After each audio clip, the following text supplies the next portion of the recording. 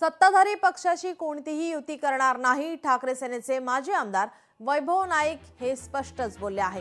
अहो नारायण राणे, तुमच्या शब्दाला किंमत उरली नाही अशी टीका वैभव नाईक यांनी केली आहे। खरं तर शिवसेना उद्धव बाळासाहेब ठाकरे हे सत्ताधारी पक्षातल्या कुठल्याही पक्षाशी युती करणार नाही आहे।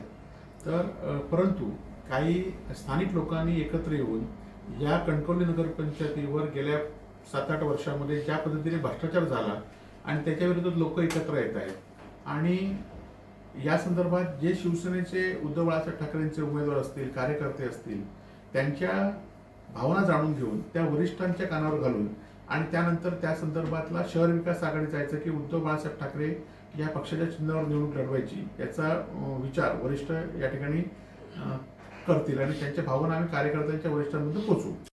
नाही, आम्ही कोणावर युती करले आणि तुम्हाला कोणी पक्षात घेतलं नाही युतीमध्ये।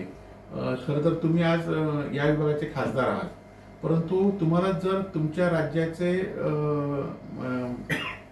प्रदेशाध्यक्ष आहेत तेच तुम्हाला न विचारता जर विशाल परब, राजेंद्र तेली यांना वेगळ्या पक्षात घेत असेल तर तुम्ही तुमच्या म्हणण्याला किंवा तुमच्या शब्दाला आता राज्याच्या राजकारणामध्ये किंमत राहिली नाही आणि त्यामुळे तुम्ही आता उगाच 2 जिल्ह्यामध्ये युती करू न करू या संदर्भात तुम्ही न विधान केलं बरं, कारण तुम्ही डावलून सुद्धा विशाल परबांना काल भाजपमध्ये घेतलेलं आहे।